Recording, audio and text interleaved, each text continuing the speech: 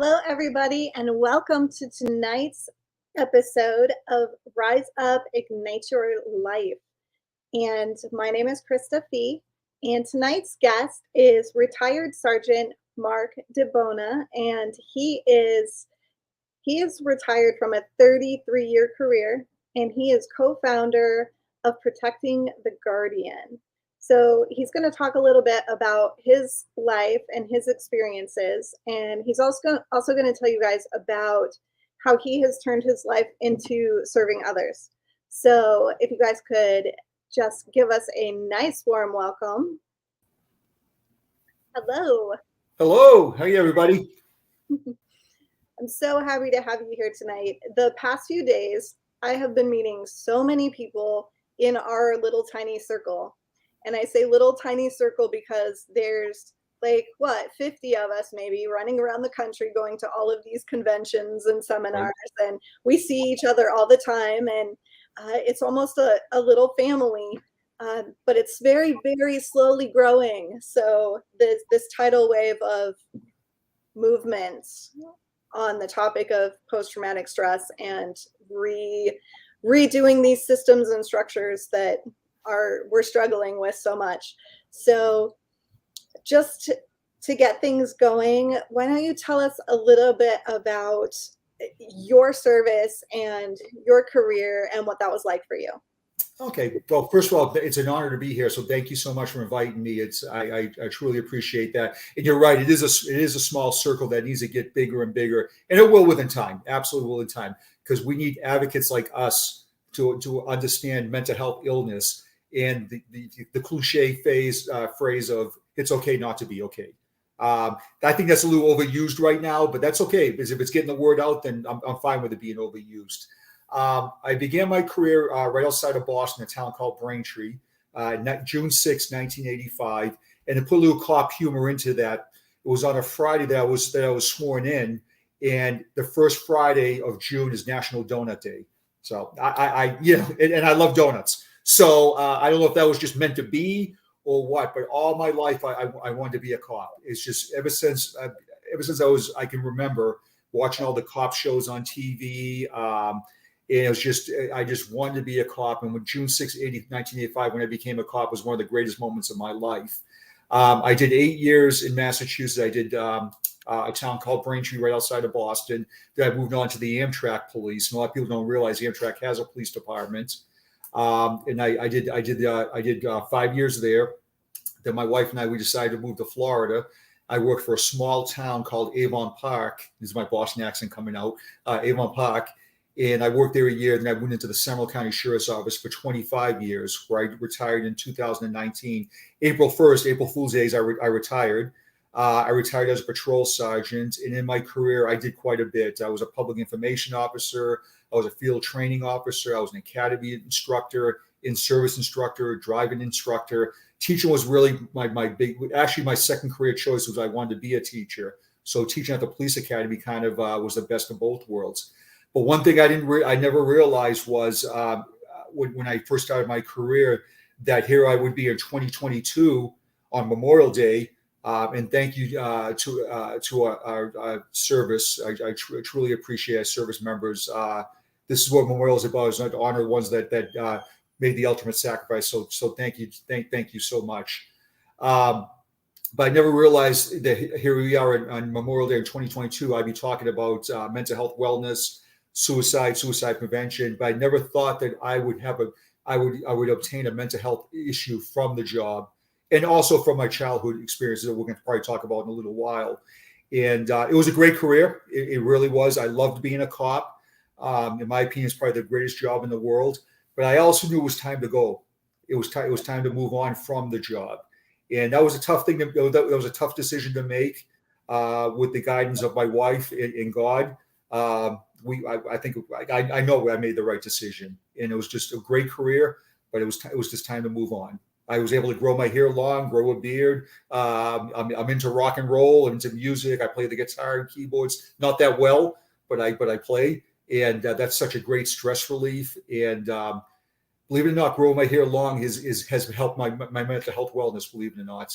Because I used to wear my hair very short, high and tight, very military style. And I love the long hair, and I love life. You re-identified yourself. One of Yeah. the Bingo. Yeah. Yep. One of the big things about that career is it becomes your identity. So you were a cop. Now you're Mark. Right. And you've Yeah. been fully. Right, and it's almost from one extreme to the other, almost to a point, because as you know, in law enforcement, we live a very structured life, very structured career. We're hyper vigilant. We're pretty much cops 24 hours a day, 7 days a week, and a lot of times that becomes your identity.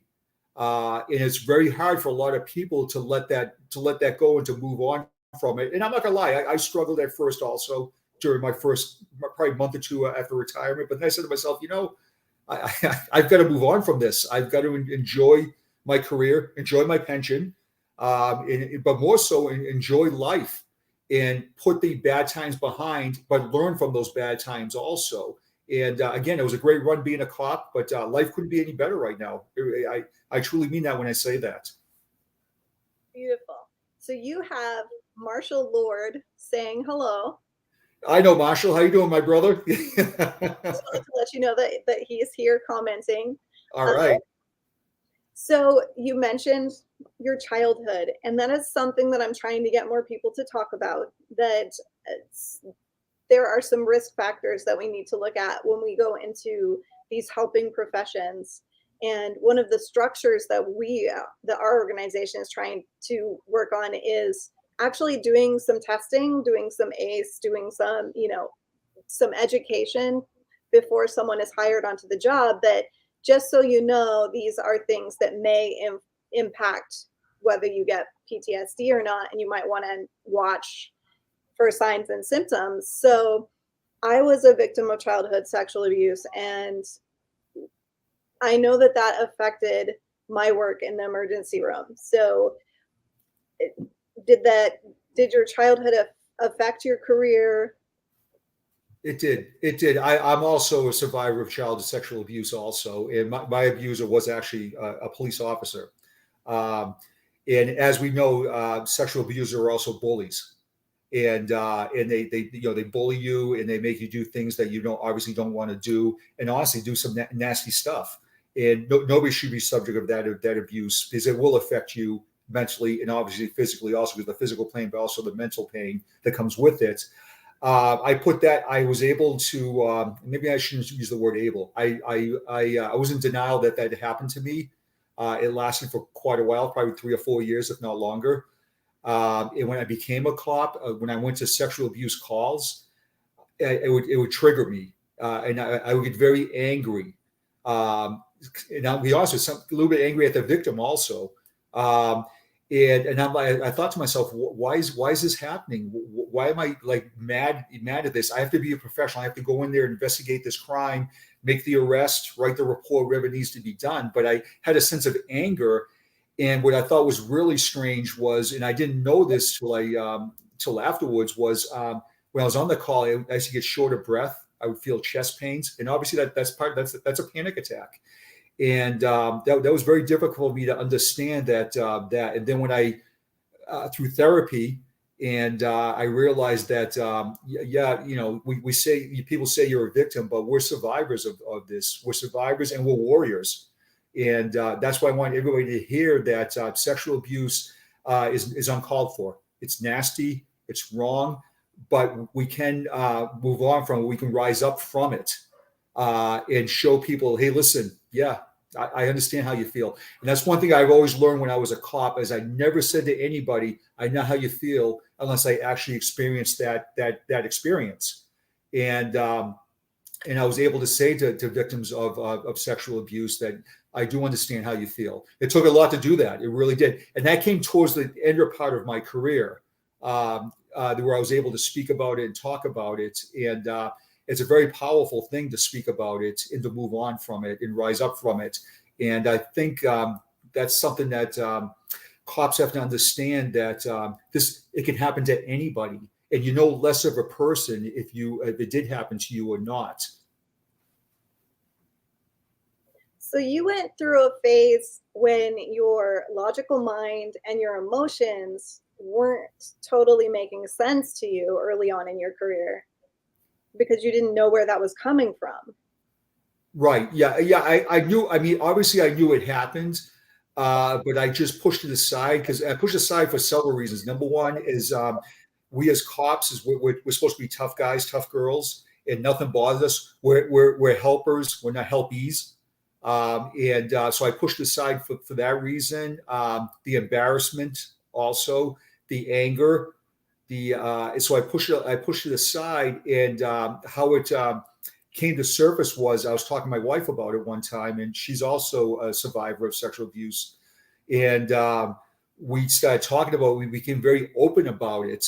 We did have conversations in the past about it, but not to the conversation where like, okay, let's get better from this, and let's not dwell on this, and let's get better from it. So it was difficult. It was extremely difficult, but I understood that it did happen to me, and I'm not going to go around being pissed off and why me, or anything like that. Like I said earlier, my abuser was a police officer, and that was very, very difficult. It was a man that my mother was dating, and I never told my mom about it. I grew up in a single parent home. My mother has since passed away. My mother to this day has no. I'm sure she's looking down at me right now, hearing me talk about this, but I never told her that because I didn't want to hurt her. I didn't want her to blame herself for it, that she brought this person into our family. And it's not her fault. Definitely not her fault. So we don't talk about marriage very often on this show because marriage is such a challenging thing for officers. But if I heard you correctly, you're still with your wife that you were with in the beginning? Right. I don't have a typical cop marriage. I'm married. I've been married to the same woman. A lot of cops are married 2 or 3 times. I've been married for almost 31 years. We've been together for almost 36 years. I couldn't ask for a better person. She's been with me through the best times, and I put her through some very, very difficult times I would like to change, but I know I can't. But she stood by me through the best of times and the worst of times. I couldn't be any more blessed when I say that. I mean, truly, truly blessed. So how did you manage to stay with your wife? Being open. I'm sorry, being open with her. A lot of people say that in the cop world, don't go home and tell your other half about what happened. My wife's a nurse. Did several years in the emergency room. There's trauma right there, obviously. And I just had that. One thing I failed at was I put the job ahead of her several times. And I'll be the first to admit that I failed in that. I totally failed in that. We'd have a weekend off, and I'm like, oh, I'm going to go work an extra shift. I'm going to go work an off-duty job to make some extra money. Hey, listen, they're short-handed. I should probably go in. I would pull up my laptop and check my emails and do things while we're eating dinner on our nights off. And that's not healthy. That's not healthy. That's the mistakes I made. But on the plus side, I did realize that my wife was going to be with me through thick and thin. We talked off air. I use this line all the time. You may love the job, but the job doesn't love you. My wife loves me, and she takes me for what I am. Did the job love me? Well, maybe to a point it did. But who do I go home with? Who do I cry with? Who do I hold at night? Who am I going to spend the rest of my life with, for better or for worse? Is my wife. And if I looked at that back in my career, not that I never had, my marriage had up and downs like any other marriage, but I think it would have been a lot better if I put my wife as priority number one. So it's really, really awesome that you say being open with your wife was one of the keys, because another thing that we're trying to change is this whole idea that, like you said, we don't go home and bring work home, but there's a way to bring it how you're feeling home, and a way to have those conversations where you're not just dumping on your partner and saying, oh, well, I saw a dad that shot his kid in the face today. You don't have to do that, but you can go home and say, honey, I had a really rough day, and I'd really just like to express that, I'm struggling a little bit. Can we just sit here together? Can we just co-regulate? Can we just share our emotions a little bit. Can you just hold me right now? I just need to know that you're here with me to help me through this. Right. And I agree. And absolutely. And I'll add to that. It's okay to cry with your other half also. And let those tears flow. Show your emotions. And then also have your spouse understand, well, maybe I need a little alone time right now also. And be respectful for that. I'm gonna go sit by the pool for a couple of minutes. I'm gonna go for a walk. I'm gonna go to the gym or whatever. And my wife was she always had my back. I would go home, and I would go home from work angry sometimes, angry at the agency, angry at some bosses, angry at the public. And I probably took my frustrations out on her verbally. And that was not fair to her. But one thing, my wife is a very, very understanding person and a very calming person. I wish I could control my emotions like she controls hers sometimes. Now I'm sure during time she probably went, "Are you serious?" But go home and talk to your other half and say, "Listen, I had a really bad day at work today. Oh, this is what I saw, and you're right. Hold me, and let's turn off the TV and let's just talk. Put all the outside influences on hold right now. Your phone can go on vibrate. Your TV can be turned off, and have some alone time." And that's one thing I did with my wife, is I was very open with communication. So was she, and that was good. But there was a point where I didn't communicate too well with her. And again, like I said earlier, I'm kind of regretting that. I am regretting that, I should say. I've also noticed the best relationships in the police department seem to be those who happen to have married another first responder, because they get it. Yeah, they do. They absolutely do. They understand the traumas of the job. They understand the functions of the job. Absolutely. But sometimes it's not bad to have an outside influence also, I don't want to say they don't understand the job, because every other half, every spouse understands the job. Absolutely, they understand the job. I mean, I never spent a day in nursing school, but I seen what my wife went through. I saw the trauma it affected her. And I was always there to support her for her traumas also. But that first responder relationship, it kind of takes it up a notch a little bit, because they truly understand the trauma of the job. And the demands. Yes. On your time, Yes. your energy. Yes. And it's harder to get it out of your head the second you get home. So there's decompress time. Right. Yeah. Like a lot of people, which I never could do, was I worked with a lot of guys and girls that as soon as they got home, they would take a quick shower and they crawl into bed like within a half an hour. My head was still racing, from the and I was on nights by choice. I liked working the night shift, but I needed time to decompress. Whether it was just put the TV on, listen to some music, or like that. So having a first responder spouse, they can understand the decompression also. So we have Thomas Gillen, I believe that's the last name, says, "Mark, thank you for your honesty and your friendship." And then Marshall says, "It's reassuring there are success stories. The job cost me 2 marriages." Wow. Well, first of all, Marshall, that's amazing that you say that. That takes a lot to say that. And Tom, wow, we've been friends for, I'm going to show my age, for years and years and years. And Tom is another one that really, really gets mental health wellness. He really gets it. So does Marshall also. 2 guys that really understand that. So you were on the force for a very long span of time. Did you notice any changes over that period of time? Like, is it getting harder to be an officer? Are people starting to be better at supporting the mental health of the police? What did you notice over the course of that 30 years?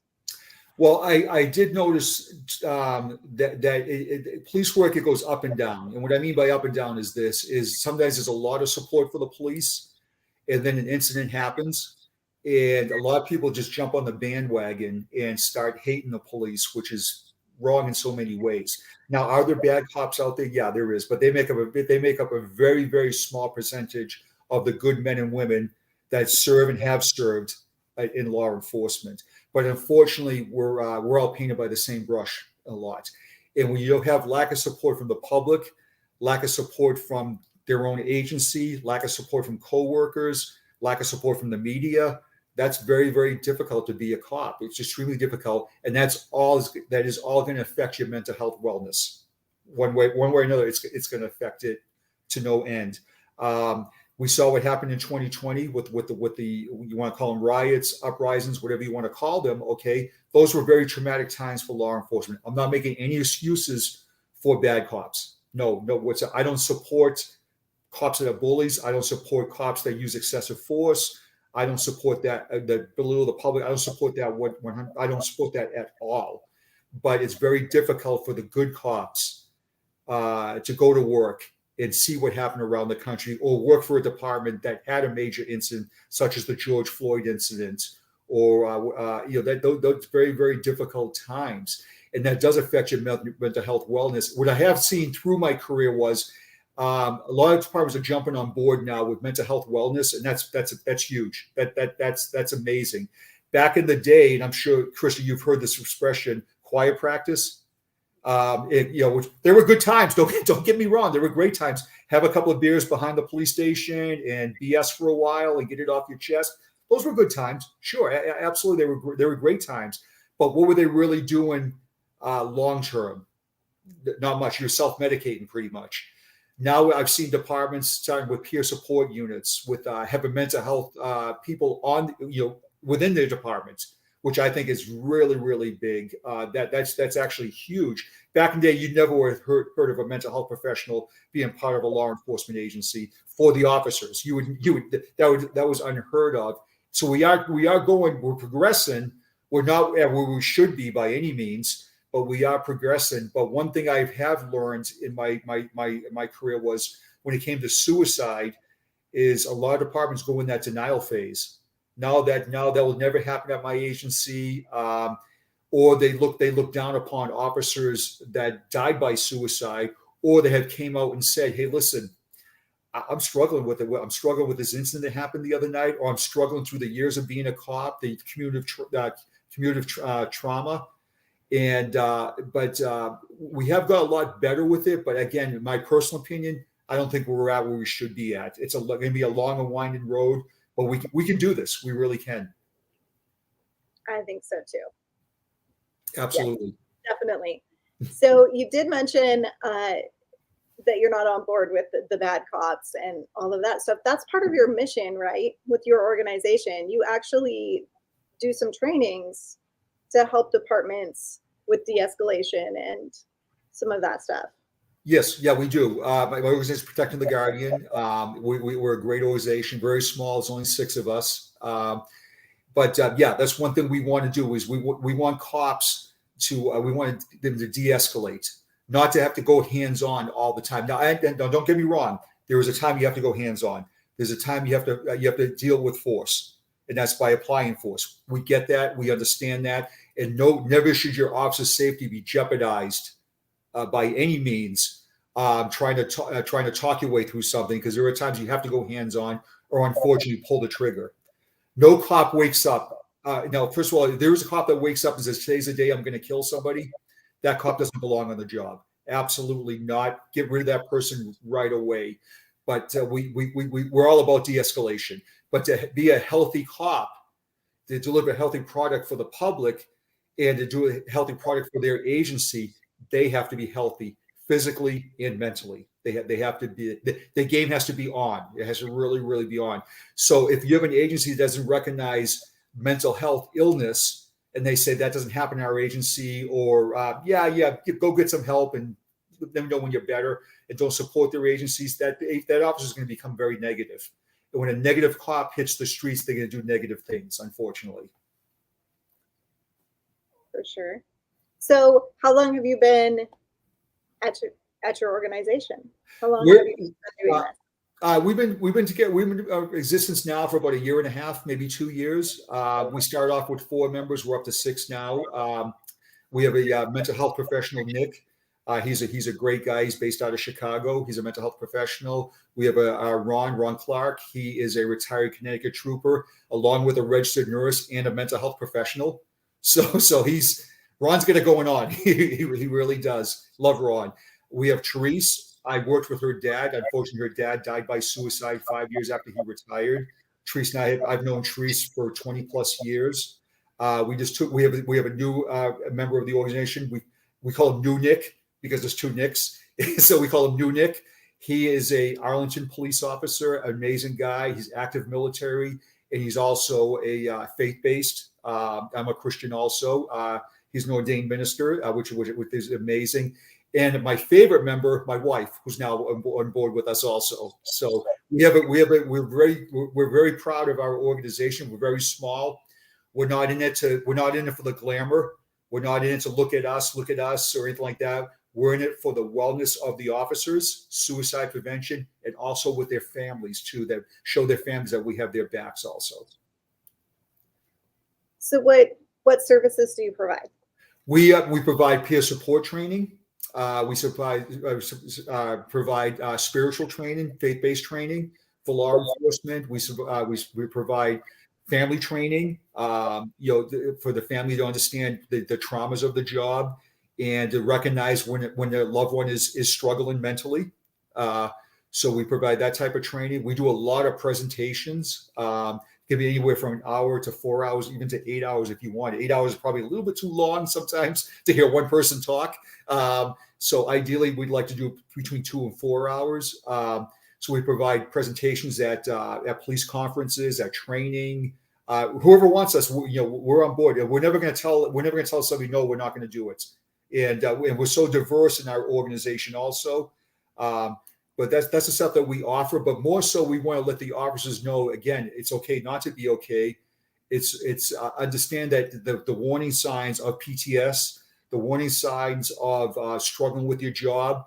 And also, one thing we talk about also is about retirement, and prepare yourself for retirement, because retirement is life-changing. But prepare yourself for retirement, and also understand one thing also. Hey, listen, if the job's not for you anymore, if you honestly don't enjoy the job anymore, never be embarrassed by that. It's time to move on. So those type of trainings that we provide. But our training is very, very on a personal level. We're not textbook. We're not going to open up a book and say the left side of the brain says this, the right side of the brain says that, or anything. We have a very life experience, personal level. And I think that makes us unique from else. And the Protecting the Guardians alone, the name is so unique because our job is to protect our guardians from mental health illness, suicide prevention, traumas of the job. Will we ever prevent suicide? The 1 year there'll be no suicides in the first responder world? No, absolutely not. That's not feasible. But if we can put a dent in the numbers, that's one of our goals. If we can at least get it close to the general population. Right. Exactly. Yeah, exactly. And understand also that as much as we're distanced as law enforcement, we're distant from the public because a lot of people don't understand what we do, but we are members of the public also. And cops do have feelings and do have emotions, do have families, do have trauma also. A lot of people vision cops as, they see the uniform and big, tough guys and girls, and nothing bothers them. We're only human like anybody else.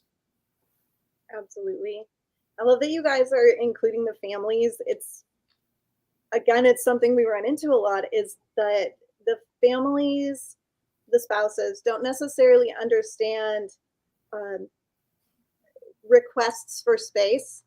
And that seems to be when the officer wants time and says, I need time, we're not going to argue right now. And the spouse is like, no, we're having this conversation. I'm pissed off. We need to do this. Right.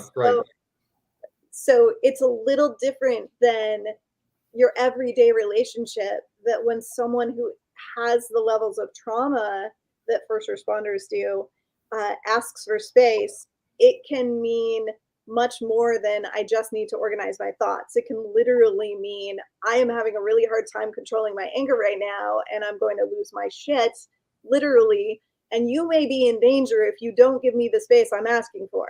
Like, I need time to reflect and connect and get myself together.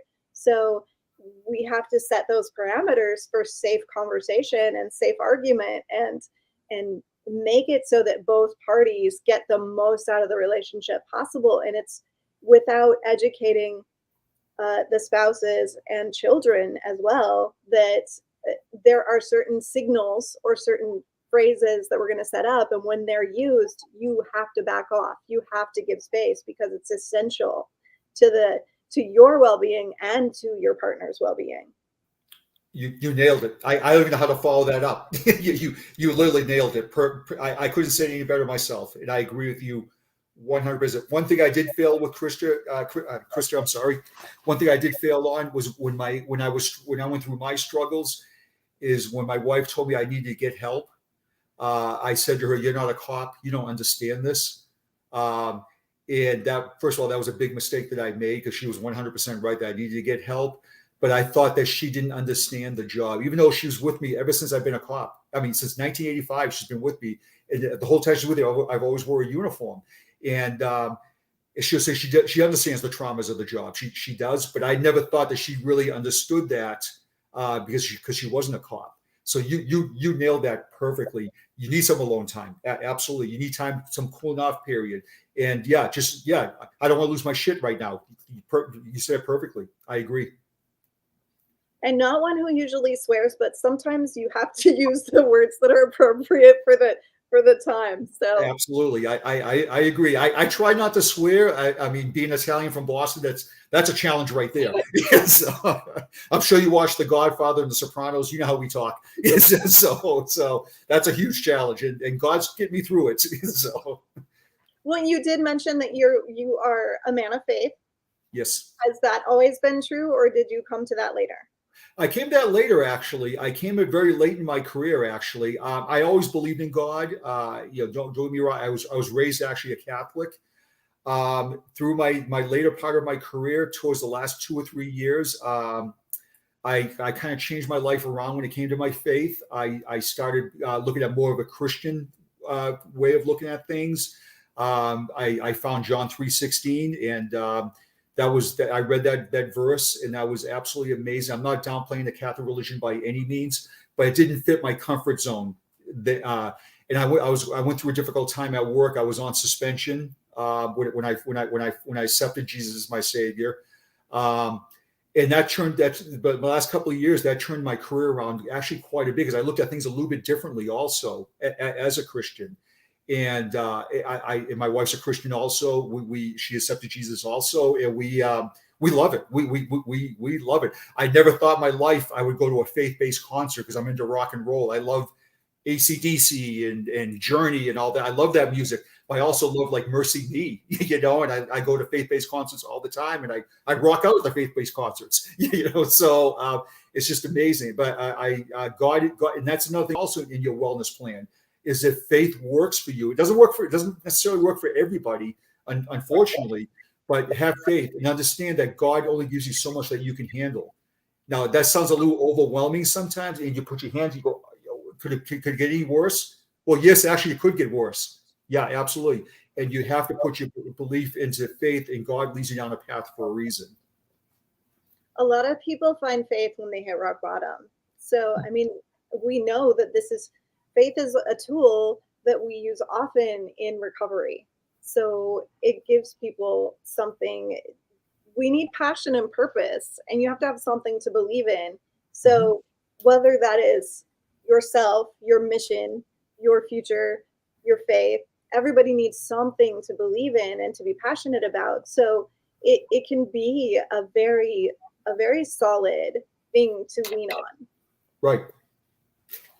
And I agree. And when it comes to my faith, I don't ask God why anymore. I used to.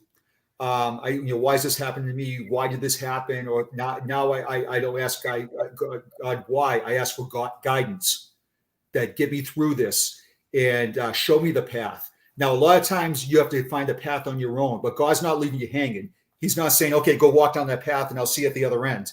That's not what he's doing. He's guiding you. And sometimes you go, okay, I really don't understand this. But in the long term, it works out really very, very, very well. And I just really, truly believe that I wish I found my faith probably at the start of my career, if not obviously my whole life. But I don't blame God for my misfortunes by any means. Literally, not by any means. And as you know, I've had 2 suicide attempts during my career, and that's rock bottom. that really is rock bottom. And I was pissed off at God. I was so upset with him that how you let this happen to me. And then the message I got from him was toughen up and let's get through this. And I don't mean toughen up in a bad way. Don't get me wrong when I say that, but we raised as a Catholic, we believe that suicide was damaging our soul, and you're not going to get into heaven. And that's what I believed, and that was a tough pill to swallow, also. But I've learned from my suicide attempts when I was active on the job that my childhood trauma and the traumas of the job, and I really bothers me to say this, but I was bullied on the job also. I was bullied by bosses because I wasn't a yes man. I didn't tell them what they wanted to hear. I stood up for myself, and I stood up for the people that I led. I was a sergeant for 19 years, and I truly believe I led by example. I wasn't a supervisor; I was a leader, and that's it. I worked for several supervisors, but very few leaders. And I'm not gonna. Don't get me wrong. I'm not pushing my blame off on somebody else or anything like that. But I take full responsibility for the stupid things I said and did. And if looking back, I wish I could have probably toned it down a little bit sometimes and not be so rebellious. But I also learned from that also. And it's all about leadership, and it's all about, and God is a leader. So I'm going to ask a really, really personal question, and it's absolutely okay to say, no, we're not going to talk about that. But because you have attempted suicide, in those moments before, those hours before, what was your reasoning? What was your why? Well, it sounds really strange when I say this. I was working for a boss that was a very difficult boss. He was a bully.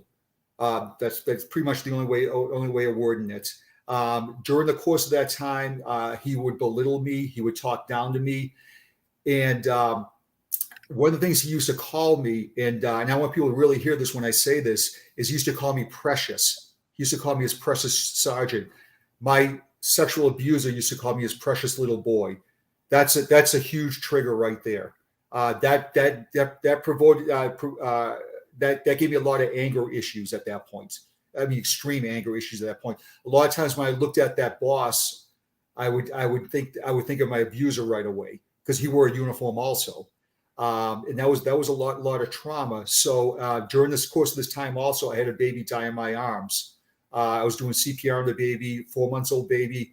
I could not bring the baby back to life. I was in the emergency room when the baby, when they pronounced the baby dead. That infuriated me. That caused me to have nightmares.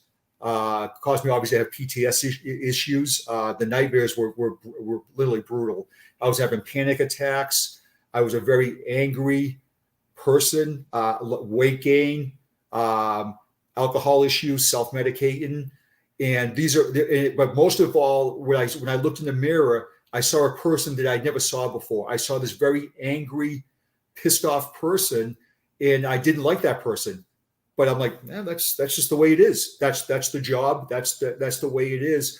But it was just weighing me down to the point where I couldn't go to work anymore. I would sit in my driveway, and we had take-home cruisers, and I would put my cruiser in drive, and I would sit there for a half an hour, shaking. I can't go to work. What's going to happen? I can't deal with this stuff anymore. And that affected my marriage also, because like I said earlier, when I said to my wife, you're not a cop, you don't get this, and that caused some marriage issues also, and the weight gain, and the appearance, and I became a micromanager at work, and I became very rebellious. So one night it hit me like a ton of bricks. That's the only way of wording it. I got a horrible evaluation to the point where I was looking at possible termination or demotion. And that really hit home again, because all my life I wanted to be a cop. So if you add this all up now, the childhood issues, the work issues, the marriage issues, the alcohol issues, the weight gain, the physical issues, the panic attack, I was not a healthy person by any means. And it got to the point where I started hearing voices. And it sounds really strange when I say it. The voices were telling me that I'm worthless, that I'm a POS, that you don't deserve to be on this earth anymore. I felt that people were belittling me, laughing at me, and these are all. So I Googled all these issues, and PTSD came up, and I'm like, I never spent a day in the military. There is absolutely no way. Well, here's the denial factor also that this is happening to me. So I ended up writing a suicide note, a 2-page note. One was to my agency, the first side, and the other side was to my wife. And I literally put the gun in my mouth and was going to squeeze the trigger when I was talked. And then the cop pulled down next to me and talked me down. Thank God he did. He saved my life. Craig McGee, he has since passed away. I love Craig. His nickname was the Whopper. I love the Whopper. And but when I went home early that night, I got the suicide thoughts again. It put the gun back in my mouth the second time. Now I'm going to talk about this for 1 second. The Lord works in mysterious ways. When I had the second suicide attempt on the same night, when I had the gun in my mouth the same night, I was sitting by my pool and I had some music playing, and I put a CD in. For younger people, CD is a round thing that plays music. So I put that in my CD player, and I hit shuffle, and the song that came on was "Even the Nights Are Better," which was my wedding song to my wife. I hit shuffle again. It came the same song again. Hit it the third time. I'm like, okay, this is a little weird, for lack of a better word. And I said, I need to get help. I can't. So I took the gun out of my mouth and I said to myself, the trauma I'm going to leave behind to my wife, to my family. And if I could back up for 1 second also, I called dispatch the night of my suicide attempt and asked who the on-call homicide detective was. And it was a very good friend of mine. So I knew I'd give her trauma and I'd give the guys and girls at work trauma. So I realized that I've got to get help. And I went back to Boston and got help. And it was a tough road. It really was. I came back to work very angry. I came back with a reputation that I had a screw loose. I heard that several times. I will never go into a gun battle with you because I'm afraid that you're not going to react. I was called a coward. Again, I'm not saying this for pity. Not by any means am I saying this for pity, by any means. But that was very tough to deal with. So then I thought to myself on my recovery phase, I had to go find a therapist. I found a therapist. She's a retired cop. Still see her. She's absolutely amazing. I was open to medication, and but more so I was open to get life back on track and get my marriage back on track. And I knew my wife had my back, so I put her back into my life as a resource, if that makes any sense. Definitely. And she was a huge resource to me. She really, really, really was. And there's plenty of times she literally held me while I cried myself to sleep, while I shook, while I had panic attacks. And I'm going to sound a little sexist when I say that, but sometimes the male ego doesn't accept that too well. Men don't cry. We actually do cry. We actually do cry quite a bit, actually. And so I tried to turn it around. I was not successful at first because I spoke very angry and belittled my agency. Then I learned through time that, listen, I'm not the only cop that ever felt like this. Normally, by nature, I'm a funny person. I like to laugh and joke. Let me throw some humor in there. Let me make fun of myself a little bit. And it's turned around 100%. Now my goal is for anybody, not just first responders, not just cops or anybody, for anybody that struggles to, hey, listen, you got this. You really, really have this. But the only way to get healthy mentally is to take it and say, I got to do this for myself and I got to do it for my family. And that was tough to do, but not bragging, I've been pretty successful with it. We've got a couple comments. This one we missed a little bit ago. So you got, I love Nick Greco, great guy. Nick probably wrote that himself. No, Eric wrote that. Okay, Eric, we love Nick also. Marshall Lord says internal bullies can be worse than bad guys on the street. Absolutely. Amen, my brother. Absolutely. Eric S says all of my stress has been from administrative stuff. We hear that a lot, actually. And then Marshall comes back with the general public has no idea how nasty and corrupt admin can be. Marshall's right. And so was the other person. I forgot his name and I apologize. Internal stress is huge. It absolutely is. Now, let me say this. Not all administrators are bad. Please don't take that the way. I'm not here to badmouth administrators or anything like that. I have worked with some great administrators. I've met some great administrators, but I do understand the trauma of when you feel that your agency doesn't support you. And I felt that my agency didn't support me with my endeavors. Now, granted, I didn't do things the way they should have been done. I get that, and I take responsibility for that. But I thought with the brotherhood, the thin blue line, I thought it'd be just a little bit differently than it was. If I was injured physically on the job, that would have been a whole different story. And I'm not taking anything away from my brothers and sisters that have been injured physically. That's traumatic also. But mental health illness takes us to another notch. And when the departments don't support their officers that are struggling, and I've seen that, unfortunately, that's bad. That's really, really bad. So I understand the frustration and the bad blood towards administration, unfortunately. And every organization is so different. It is so very, very different. And some personalities are going to do better in some organizations than others. So the organization that like you might not like might work really well for another personality. So it's always kind of hard. It is. It's twofold. Yeah, you know what I mean? It's almost damned if you do, damned if you don't. And I've worked with people in my they have said, hey, I work for the greatest agency ever. I have zero stress. They support me. More power to you. That is absolutely amazing. And I've talked to other officers who say, listen, I've been screwed royally by my agency, and that sucks. That really sucks. So I've seen both sides of the coin, and it's very difficult. But the bottom line is the brotherhood and the sisterhood. We've got to take care of each other better than we do, much better than we do. Absolutely. Definitely need to stop bullying each other. Right. In our darkest moments. Right. Yeah. You know, who wants to go to work miserable? Yeah. You know, who wants to go into work and say, oh my God, I have to do 12 hours of this BS. And if I do something wrong, my agency's not going to back me.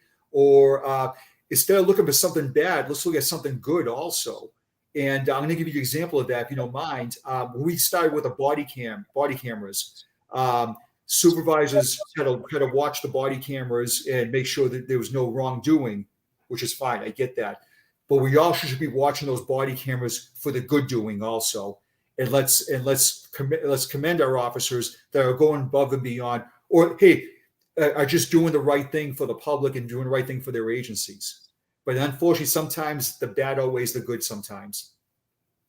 I miss the good old days when we did the whole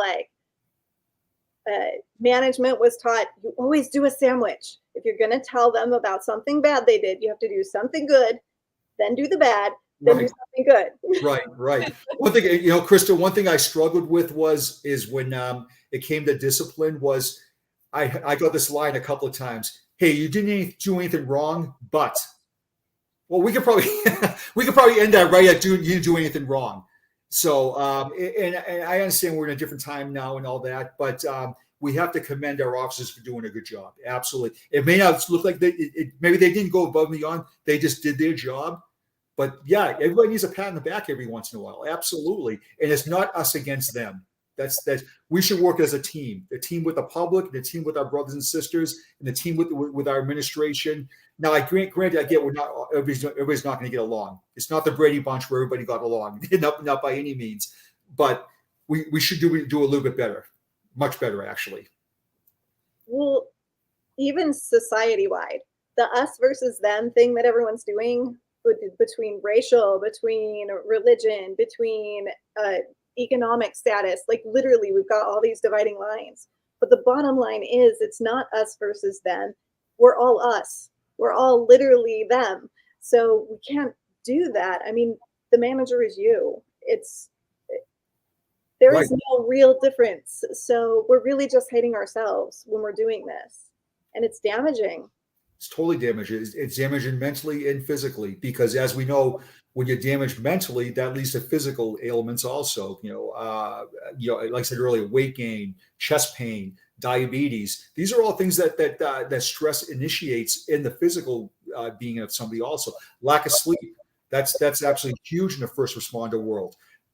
First responders aren't getting the sleep. Now think about being a firefighter for a second. You work a 24-hour shift and you work at a busy house. And you may get 2 hours of sleep here, between calls, 2 hours there. Now plus 30 years of doing that, that's difficult.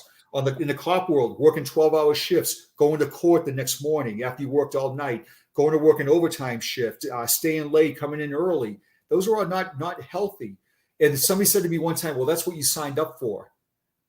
No, that's not what we signed up for. We signed up to do the right thing. Now, does that come with it? Unfortunately, yes, it does. But we've got to learn. People have to learn the trauma of the job, mentally and physically. Yeah, in the ER we did 16s, and it was not uncommon to do doubles. So you do 2 16s in a row, and then you'd have 8 hours off. And then try squeezing your personal life during that also. Yeah. right. For another double 16. right. Hey, the money's good. Don't get me wrong. With all that overtime and stuff. Yeah, but money's not everything. Yeah, but 16 hours working continuously, 16 hours. That's got trauma written all over that, and the fatigue issue that goes with it too. Where I'm sure you had some downtime where you let me sit down for a minute, let me catch my breath, and all of a sudden here comes another patient, and you're like, oh yeah, I don't even have time to have a sip of water. Yeah, that's not good. That's not healthy. Well, and do you guys actually get a real lunch break? And that whole everybody needs 15 minutes every 4 hours. It's not part of the job. no, it's just like the ER. Now the ER, you're not going to go to a restaurant, but you run down to the cafeteria. We'll just use that as an example. You run down the cafeteria, and as you're getting your sandwich, you're getting paged. There's a code in the ER, or there's something going on in the ER. What are you doing? You're dropping whatever you're doing, and you're going back there.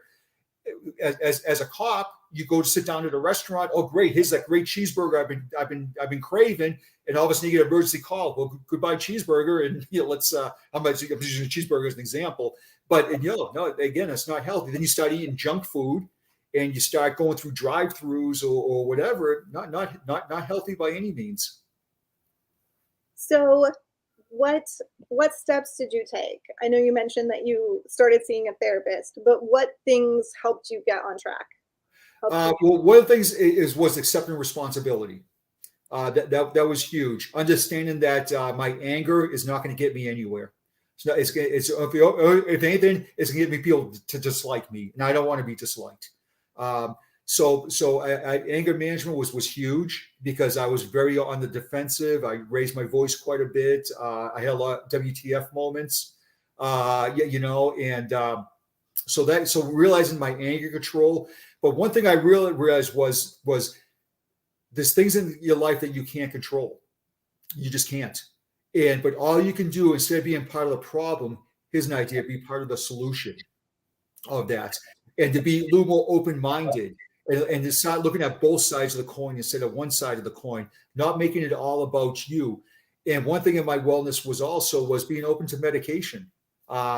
If you told me years ago that I'd have to take a sleeping pill to go to sleep, I would like, no way whatsoever am I going to do that. No.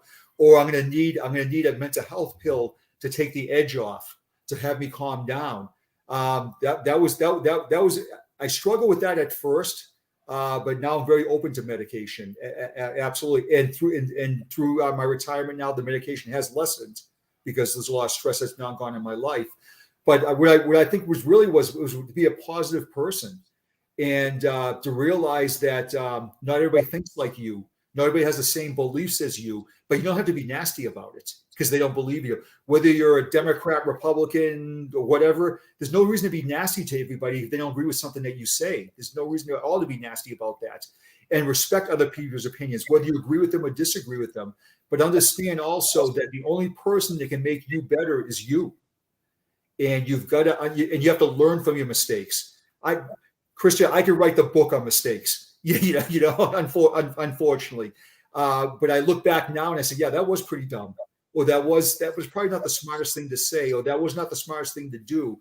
But now I've learned also that I get my energy from my hardships in life. I get my energy from when I was at the worst point in my life that I said I can't go on any further.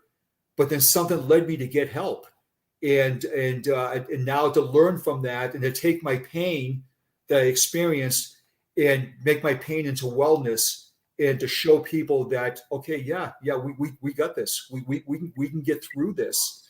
And again, it's really difficult as in law enforcement, is really different. We're control freaks. You know, you go to a domestic violence call, you go to a traffic stop. Who's in charge? We are. You know, but sometimes we're not. Unfortunately, we're not in charge of our lives, and we have to understand that shit happens. You know, that's the only way of wording it. I'm not downplaying it by any means. I'm not trying to make light of it or anything like that. But learn from your mistakes and learn to move on. And be honest with you, let the past go a little bit also.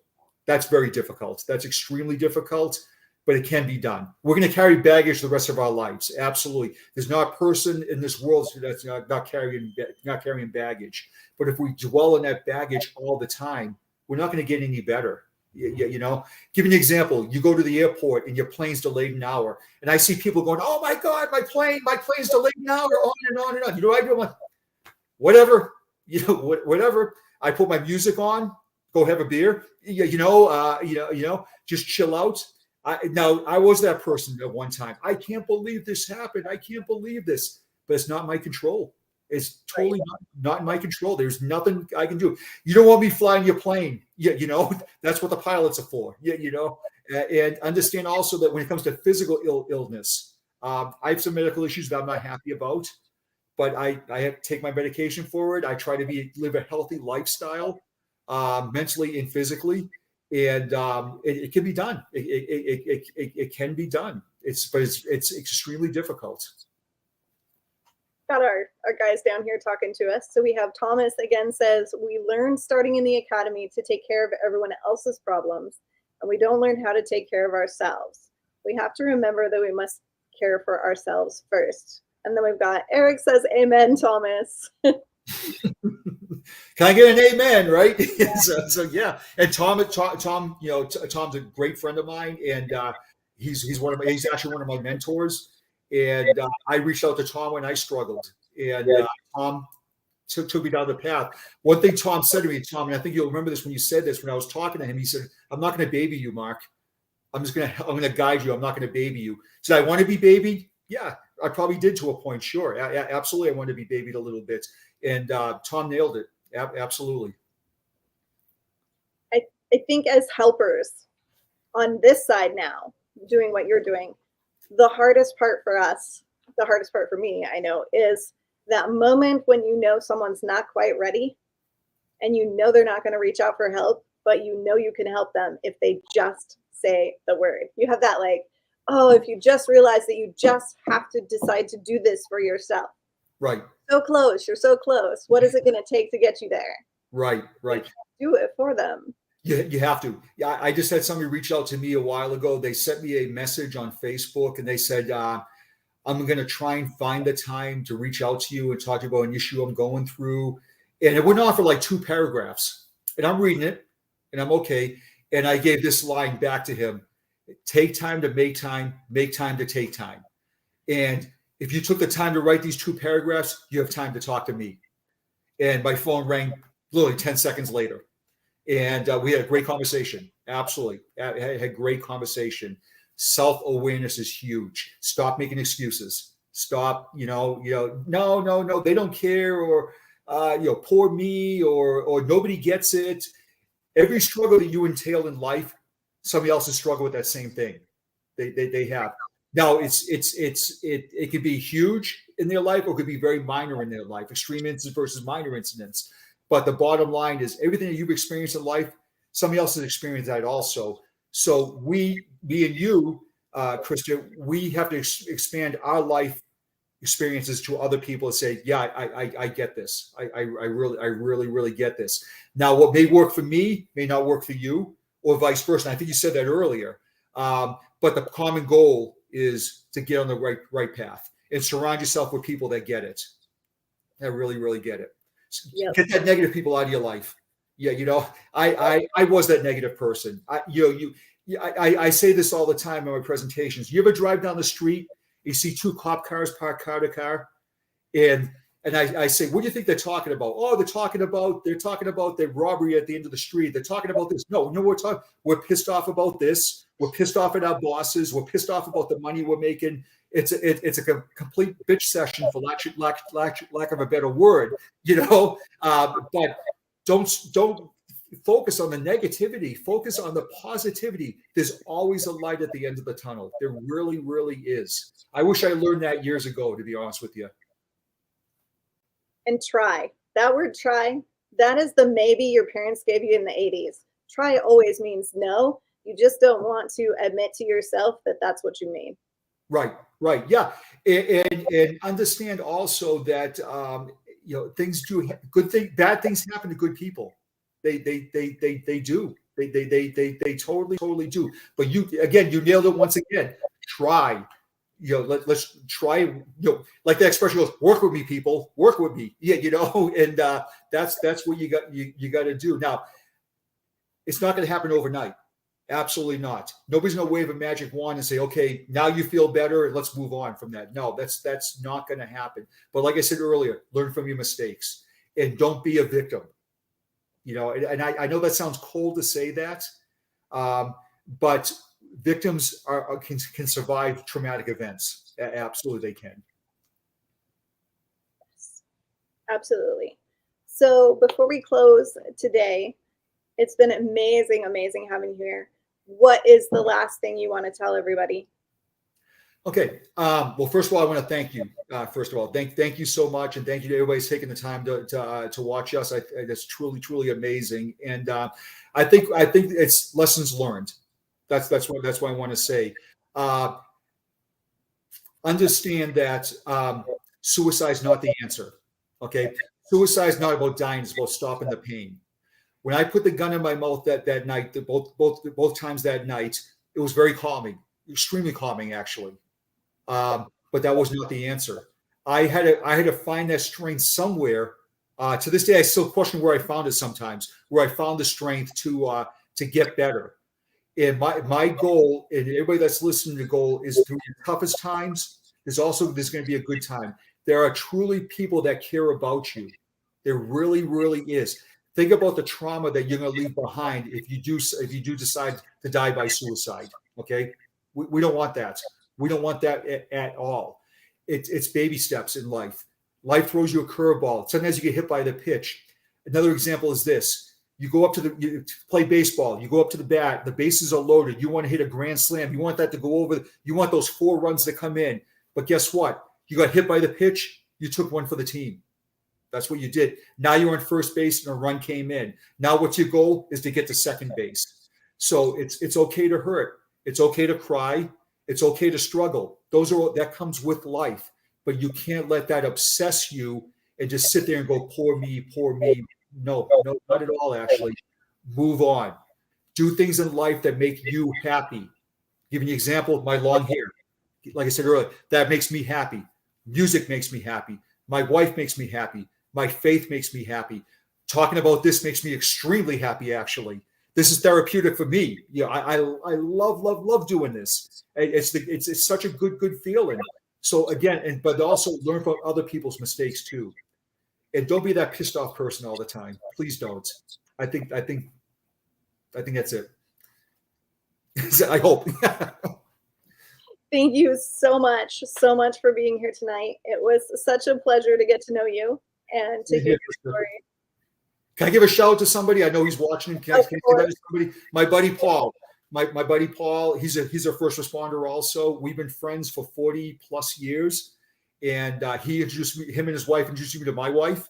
My wife and his wife are best friends, and he's my best friend. And he sent me a message. He's going to watch this tonight. Paul, I love you, brother. And all my friends that are watching, I love you guys. I get my strength from you guys. And remember, people, it's okay not to be okay. We got this. We truly got this.